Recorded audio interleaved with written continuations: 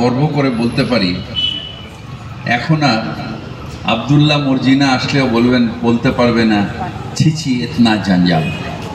তার কারণ এখন আমাদের কোনো জায়গায় নেই। শুধু আমরা যারা কলকাতার মানুষ বাস করি তার মধ্যে 99% আমরা ঠিক। 1% মানুষের জন্য এখনো আমাদের কলকাতাকে পুরো পরিষ্কার রাখা যায় না।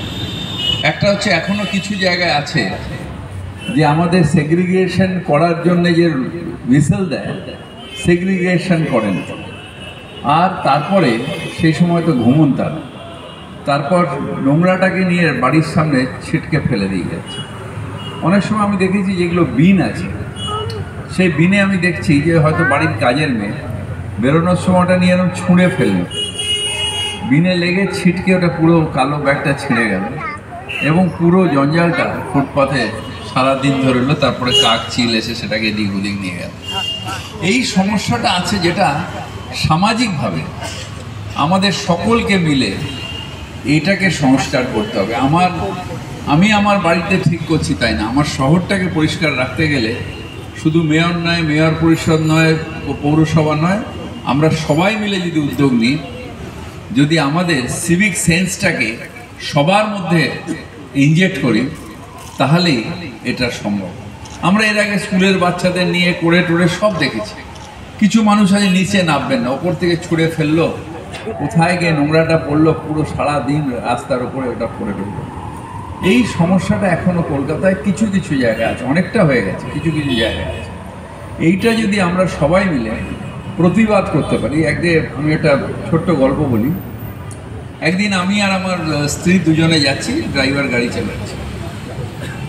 লেজের এত বড় হয় না, যেটা খায় লেজ নাকি ওই চিপস যেটা খায়, ওইটা দেখলাম একটা গাড়ির থেকে হাত বাড়িয়ে ফেলে দিলাম। আমার স্ত্রী বলে তাড়াতাড়ি চলো তো, গিয়ে ওই খালি প্যাকেটটা তুলে বললো তাড়াতাড়ি চলো। তাই আমি বললাম কেন? বলে না চলো না। গিয়ে ওই গাড়িটাকে ওভারটেক করে গাড়িটাকে দাঁড় করালো। দিদি আপনার গাড়ির থেকে একটা কি পড়েছে, এটা আপনি নিয়ে নিন, আপনার গাড়ির থেকে পড়ে গেছে। সে ভদ্রলোক হয়তো, আমি জানি না, আমি গাড়ি থেকে নামিনি, ওই নামলো, নেবে কাঁচটা করে কাঁচটা নামালো, তার মধ্যে ওইটা দেখলাম ওই প্যাকেটটা দিয়ে দিল। তো এইটা হচ্ছে সামাজিকভাবে যদি আমরা এই গান্ধীগিরি যদি করতে পারি, এইভাবে যদি মানুষকে করে যে বাড়িতে ফেললো, আরে আপনার মূল্যবান জিনিস পড়ে গেছে বলে আবার সেই বাড়িতে যদি দিয়ে আসি, দু একটা পাড়ার ছেলে যদি করি, তাহলে আর সে বাড়ির থেকে নোংরা পড়বে না। তাই যদি আমরা সবাই মিলে একটু একটু করে সচেতন হই, প্রতিবাদ করি, তাহলেই আমাদের শহরটা লন্ডনের থেকে ভালো হয়ে যাবে। শুধু একটু ঘাম হয় এই সময়, সেটা আলাদা, কিন্তু এমনিও পরিষ্কার পরিচ্ছন্নতায়, সৌন্দর্যায়নে আমরা কিন্তু অনেক এগিয়ে যাব।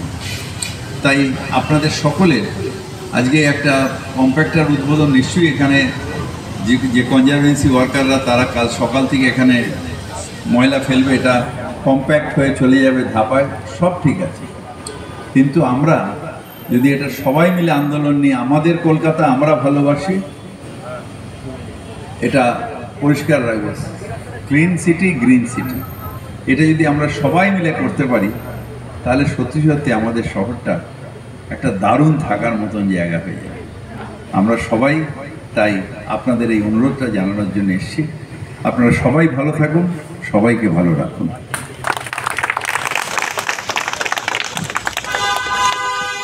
ধন্যবাদ।